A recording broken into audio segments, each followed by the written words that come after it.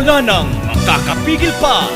Sulong Arangkada 106.3 Dance Radio sa Aurora, Isabela.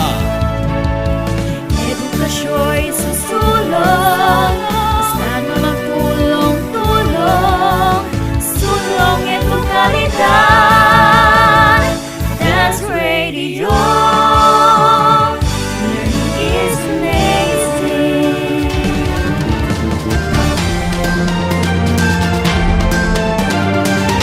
News on the hour. Good day, this is our News on the Hour. Confirmed coronavirus disease cases in the Philippines surged to 240,000 after the Department of Health reported almost 3,000 daily cases on Tuesday. The DOH said that the number of recoveries also rose to 185,000 after it reported 286 more patients have survived the disease. The DOH added that 26 more patients have died from the viral disease, bringing the death toll to 3,900. The department said it has tested over 2.68 million people so far. A team of experts from the University of the Philippines said the 2-week strict quarantine measures implemented by the government in Metro Manila and nearby provinces last month greatly contributed to reducing the number of COVID-19 cases. Despite the positive developments, President Rodrigo Duterte has expressed caution, urging the people to remain vigilant and not let complacency overwhelm and reduce the sacrifices to know. That was the news for the hour. This is DJ Bernadette Regaton.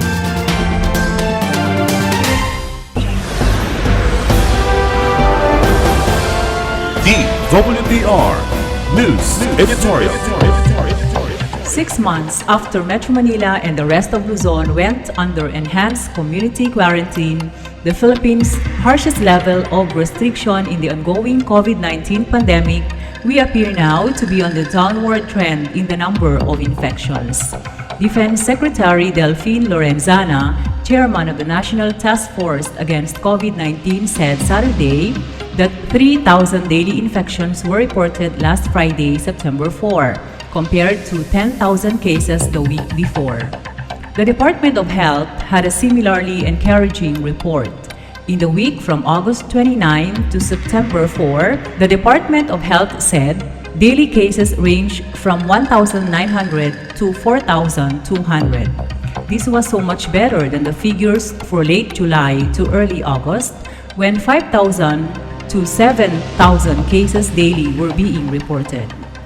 On the same day that Secretary Lorenzana reported the lowering of Philippine cases, the World Health Organization reported France registered 8,975 new cases in the past 24 hours, the highest figure since the pandemic started in France in March. Paris and other French cities have started requiring face masks in all public areas. The World Health Organization noted the efforts of some countries like Russia and the United States to rush the widespread use of vaccines they have developed. But it stressed that it would not endorse any vaccine that has not been proven safe and effective.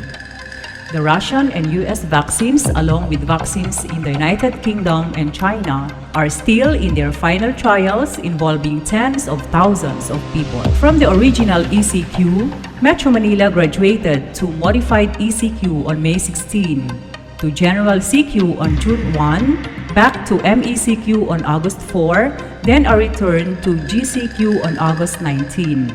Last September 1, Metro Manila remained GCQ. It should graduate to modified GCQ, the next lower of restrictions if conditions keep improving. Our hospitals have been able to cope with a big number of cases in our country, so that of the total of 365 cases in the country, almost 185,000 had recovered, while nearly 3,900 died. The world COVID-19 picture remains unclear and is likely to remain so until mass vaccination begins worldwide. But that may come only around the middle of the next year. Until that time, we must carry on with the efforts we have been carrying out in our country, which appear to be working.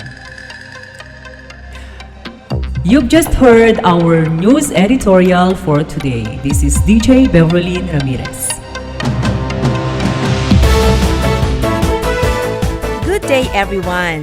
I am DJ Anna checking in together with teachers Arnel Lagasca and Jacel Guillermo on the technical side. Welcome to another edition of EEI All-in-One, Entertainment, Education, and Information in one program. We live and work with the COVID-19 still out there. It's the new normal. What's in our lineup today? We have the featured song, We Heal as One, to be followed by our interview with the spokesperson of Department of Health, Yusek Maria Rosario Vergere.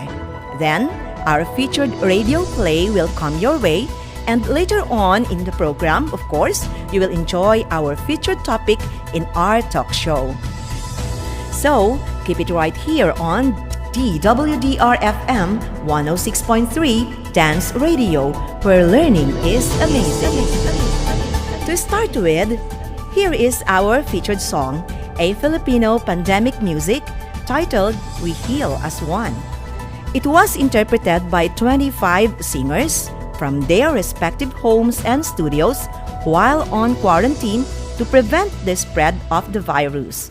It is a song calling Filipinos to act in unity to overcome the challenges brought by COVID-19. Sawari mo'y nag-iisa. Lahat kanya-kanya, Ngunit di man nagsasama. Kaya pa magkaisa. Isa sa pag-iingat. isa sa ating dasal. Laging nagpapatunay Na tayo'y makatao pa. Together we are being called to make a future world. The test we face is for us to prove that we can heal as one. We heal as one with kindness. We heal as one. We serve, we share, we show compassion. We heal as one. Sawari mo'y nag-iisa. But when we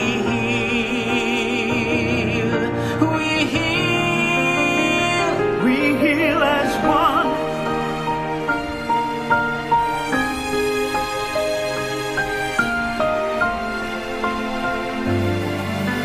Isa sa pag-iingat. Isa sa ating dasal. Lahing nagpapatunay na tayo'y makatao pa. Together we are being called to make a future world. The test we face is for us to prove That we can heal as one. is when we heal as one. We heal as one with kindness. We heal as one. We serve, we share, we show compassion.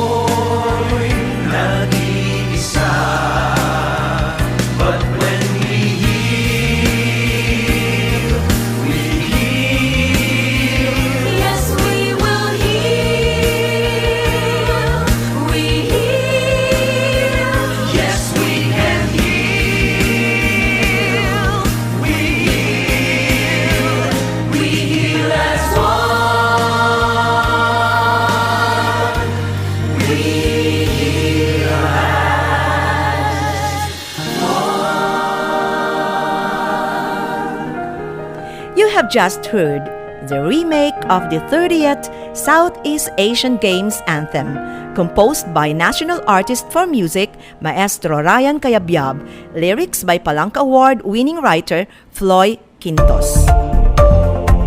Moving on, we have here on the line Yusek Maria Rosario S. Vergere, Department of Health spokesperson, who will give us the latest update on COVID-19.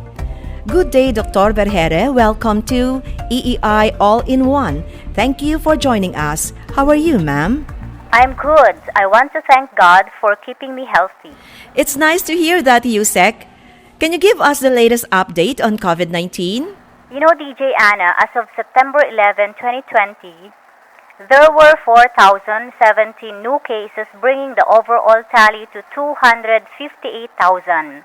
180,000 recovered and 42 reported deaths, bringing the total to 4,292. Yusek, with the data that you have presented, do you think we are already flattening the curve? Experts at the University of the Philippines say the country has sustained the flattening of the curve. However, Secretary Vince Dizon, NTF Deputy Chief Implementer, said the public should not be complacent. He added the government still needs to intensify its intervention and should be consistent in imposing all precautionary measures so we can even lower the confirmed cases. What intervention is being pushed by the government to lessen the number of cases? More granular data is made available to public to effectively address the spread of the virus from the grassroots level. Part of the intervention's goal is to crush the clustering of COVID cases in the communities through strong community engagement. Secretary Francisco Duque has issued a directive for a mechanism and system so we can reconcile and publish barangay-level data. What is the aim of the publication of barangay-level data, Yusek? It aims to increase citizen engagement and participation in granular, localized implementation of the country's COVID-19 response. Previously, this data was only available for viewing by the LGU and key agencies that have data sharing agreements. We are looking forward to our people being more engaged in the barangay level response. They will be more vigilant in performing the minimum health standards. Yusek, what hampered the effectivity of the previous way of contact tracing? Actually, in the previous directive, the complete address and mobile phone numbers are not required. But this time, these two critical details are non-negotiables. The lack of these pieces of information was also the reason why contact tracing efforts were hampered and why barangay-level data was not published before. We just hope that this strategy will help us fight COVID-19. Any parting message, Yusek? I just want to remind everyone that safety prevention protocols are still the best defense against COVID-19. Thank you very much, Yusek. Despite your hectic schedule, you still managed to spare us your precious time. Hope to hear from you again. That was Dr. Maria Rosario Vergere, spokesperson of Department of Health.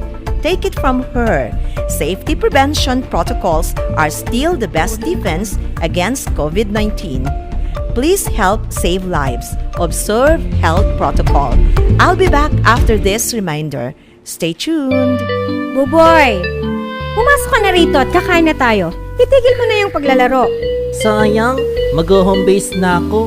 Si Nani naman, wrong timing. Hachik! Nako, kapag tayo po ay uubo o babahing, mangyaring takpan ng ating ilong o bibig, ng siko o tissue upang maiwasan ang pagkalat ng virus. Sinigang para sa tanghalian. Amay pa lang, panalo. Wait! Ugaliin po natin ang puspusang paglilinis ng kamay gamit ang sabon, hand sanitizer at alcohol. Patuloy pa rin ang banta ng COVID-19 kaya tayo ay maging responsableng mamamayan. Sa kaligtasan ng bayan, disiplina ang kailangan. Stay home, save life. Isang paalala mula sa himpilang ito. Back to EEI All-in-One. Education, entertainment, and information in one program. And now, let us listen to our featured radio drama. This is one of my students' requirements in grade 9, English, Doña Aurora National High School. Special thanks to the group of Razalea Isla and Azalea May Padua.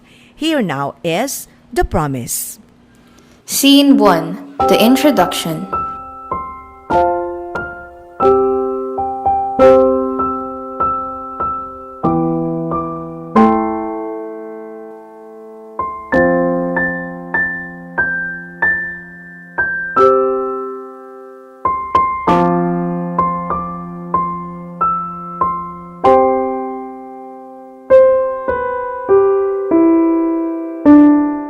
My name is Jericho Nathaniel Chan, and when I grow up, I want to be just like my mommy and daddy.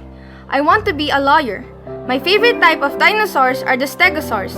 Stegosaurs were a group of plant-eating dinosaurs which lived during the late Jurassic period. Most stegosaurs had no front teeth, and instead had horny beaks used mainly for snipping off leaves. Jericho, it's late. Why haven't you gone to bed? But Mom, I'm not sleepy yet. 10 more minutes. I still have to finish this entry on my journal. Fine. But 10 minutes only. No extensions. Yay! Thanks, Mommy. You're the best. Only for tonight, Echo. Good night. As I was saying, or rather writing, stegosaurs have small jagged cheek teeth. Yucky! I know! Anyways, I am from Metro Manila. But lately, I've been staying at Asan Medical Center located in Seoul, South Korea. Why? Well, my daddy says that I have a special Jericho, your mother says it's time to sleep. Okay, Daddy. Oops, I guess that's a story for another time. Good night then. Scene 2. The Diagnosis. There's nothing we can do, ma'am. There's no known treatment for this type of disease. The least we can do is lengthen the time in which your son will live. Judging by the circumstances, he've had at least 7 more years until the virus takes lethal effects. But doctor, we're willing to pay however much it takes. Just please, save our baby, please. Please, doctor. We're begging you, please. We'll do anything. I'm afraid I can't grant your requests. Mr. and Mrs. Chan, I simply can't. Let's go, Amanda. Mommy? Daddy? What did the doctor say? Can we go home now? I miss Bailey. No, son. We've talked about this. We're never going back until you're well again.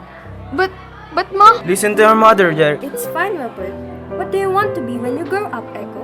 I want to be a lawyer. Just like you. I want to defend the innocent. Really? That's great then. What else do you want to do when you grow older? I want to explore the world. I want to go to Africa, Antarctica, all the continents of the world. What else? I want to build a bakery with you because we both love baking. I want to ride horses with Daddy, go fishing with Grandpa, and maybe have Grandma teach me how to cross-stitch. That's a lot. I want you to promise me one thing then, Echo. I want you to promise me that you'll do all these things in the future. Please, promise, Mommy. I promise. Scene 3. The Truth. So at your bedtime, sweetie, it's time for you to sleep. Your father's right, Echo. You should go to sleep. Okay, Daddy.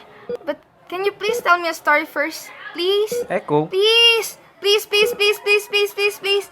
Fine. Would you mind starting the story, dear? Not at all, honey. So, there was once a prince whose name was Jericho. Like me? Yes, son, like you. As your father was saying, there was once a young prince named Jericho. He was always optimistic, always seeing the brighter side of things, and curious. His curiosity often leading the young boy to cause mischief. But then one day, when the king and the queen weren't watching, the young boy took off and went farther than his parents allowed him to. There, he met a stranger who offered him a drink. The prince naively accepted the drink, not knowing that the stranger was actually a witch.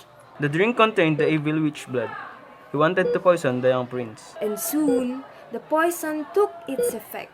The young boy felt dizzy, nauseated, and it was finally time for the witch to strike. What happens next? Well, before the witch could grasp the prince, The king's knights arrived to save him. What about the poison? The knights took the boy to a magical sorcerer who healed the prince with a mere touch. They returned the boy to the king and the queen, and the family lived happily ever after. Am I going to die, Mommy? No, you are not going to die, baby. What are you talking about? I heard the doctor say... Jericho, please stop. You're hurting your mouth. Robert, I think he deserves to know. Matilda, you cannot be serious right now. Please don't fight, Mom. Dad, I won't ask again. I promise. No, it's okay, Echo. You deserve to know. You are not going to die, baby. You just have a special condition. What is it? What? What's my special condition? HIV. Scene 4. The near-death experience. It's been a while since I've last written on you. I've been quite busy lately. Mommy says I have HIV. It means human immunodeficiency virus. I don't know what that does or what it is, but the doctor says that if we can control it, I'd be able to live a long and happy life. Isn't that fun? Gosh, I sure do hope we go home soon. I'm starting to miss Bailey. Jericho, son, what are you doing? Nothing, Daddy. I was just writing on my journal. Is that so? Your mother went to the cafeteria to buy some lunch. She will be back in few more minutes. I'll leave you to eat then. Dad, wait. Jericho, no! My son! Somebody help, please, nurse! What's the problem, sir? My son, We'll take it from here, sir. This is step away. Mommy? Daddy? I don't want to die. Mommy, please help me, please. I don't want to die. I don't want to leave, please. Daddy! Daddy! Is there a need for the defibrillator? He's stabilizing. Thank God. is my son okay? Vital signs have returned to normal. But we'd still have to run a few tests just to make sure. Have you gotten his blood sample? Yes. Here, please fill up this vial with his urine once he pees. Okay, sure. We'll be taking our leave then. We will return in half an hour. Goodbye, sir. Daddy, Go to sleep, Jericho. Don't push yourself. Please. Scene 5. The Promise. What do you mean, AIDS? It's only been 2 days since you've last diagnosed him with HIV. This can't be possible. You said he had at least 7 years. Doctor, you promised. Matilda, please calm down. You're causing us... I don't care. You promised me. You promised me 7 years. My baby. There's nothing else I can do, ma'am. His immune system gave up. We did the best we could. In the circumstances, I'm afraid he'd last no longer than a week. I'm sorry. Please excuse me. Mommy? Daddy? What did the doctor say? Nothing, son. The doctor said you'll be fine. Don't lie to me, Mommy. I know that I'm going to die. I can feel it. I need you to promise me something, Mom. When I die, I want to have another sibling. I want you to love and cherish them like you did to me. I want you to open up the bakery we've always dreamt of opening but couldn't because we didn't have enough time. I want you to go out to dinner with Daddy, just you two. I want you to move on. I need you to promise me, Mommy. Do you promise? I do. I promise you, Echo. Daddy, I want you to protect Mommy. Be strong for the both of you. I want you to take care of my future siblings like you took care of me. I want you and Mommy to take that vacation to Hawaii you've always dreamt of having.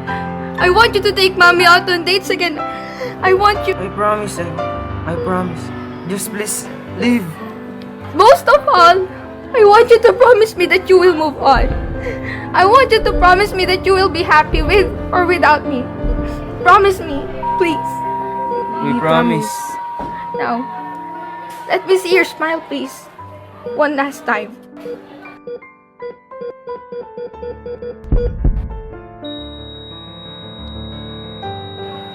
No! Jericho! Echo! My son! My baby! Please, someone help. No! Echo, no, don't leave us, please. Nurse! Nurse! What about your promise? You promised me, Echo. You said you'd be a lawyer. You told Mommy you'd ride horses with Daddy and go fishing with Grandpa. Scene 6. The End. My sincerest condolences. I hope your son finds peace in the afterlife. Here, he gave me his notebook a few days before his death. He said that there's a note somewhere in there that he wants you to read. I will take my leave now. Shall we read it then? Only if you want to. It's what he would have wanted. Okay then. Dear Mommy and Daddy, if you're reading this note, I probably already died. But don't worry, everything's going to be fine. Remember all the things that I made you promise? I want you to fulfill those promises, okay? I want you to do all of that for me. I'm sorry if it's a lot, but I only want what's best for you. I'm such a hypocrite, aren't I? Making you fulfill your promises when I can't even fulfill mine. I'm sorry I couldn't, Mommy. I didn't have enough time.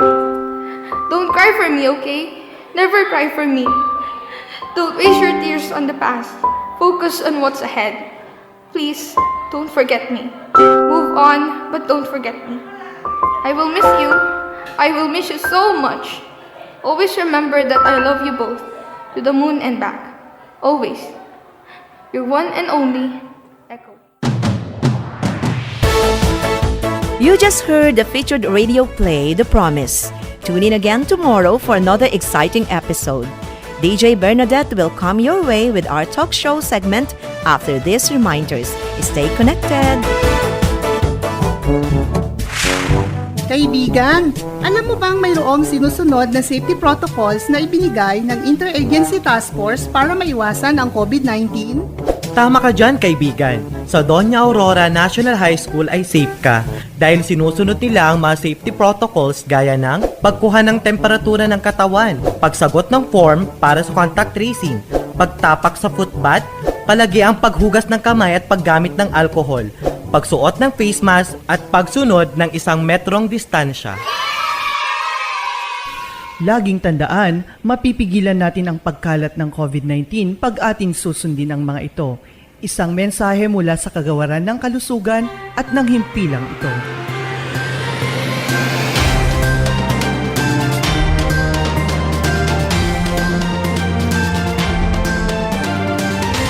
Good morning to all of you fellow teachers. How are you today?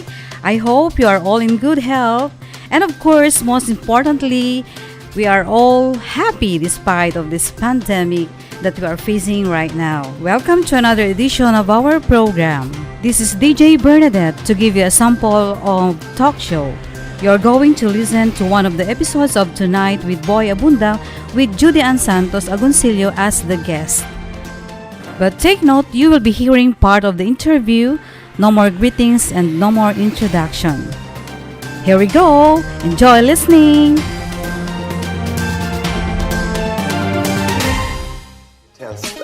Wedding anniversary.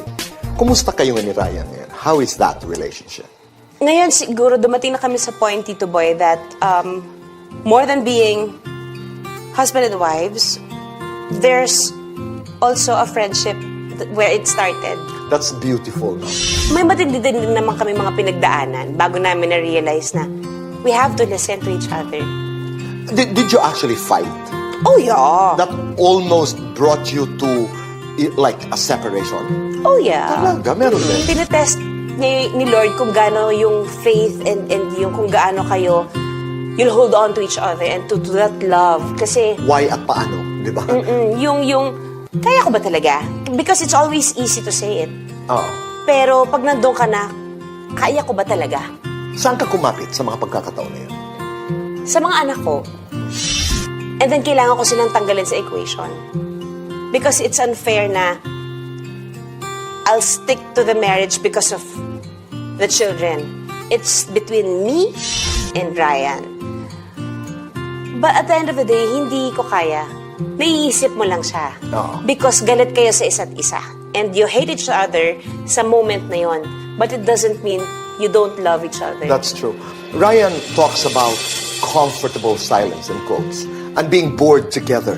Diba? I mean, it's so your husband. Do you understand that? What does it mean?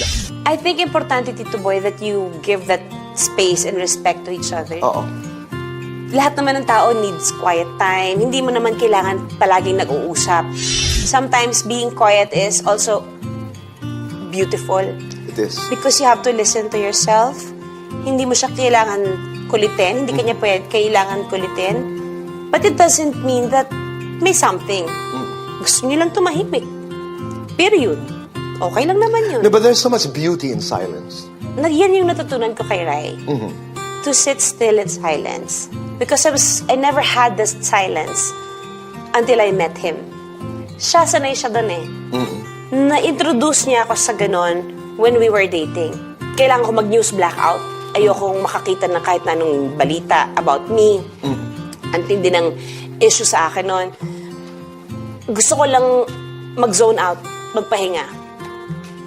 And then, he just respected my silence. Tulog ako the whole day. And he's just there, reading. And I realized, masarap pala yung ganito. Tonight with Boy Abunda.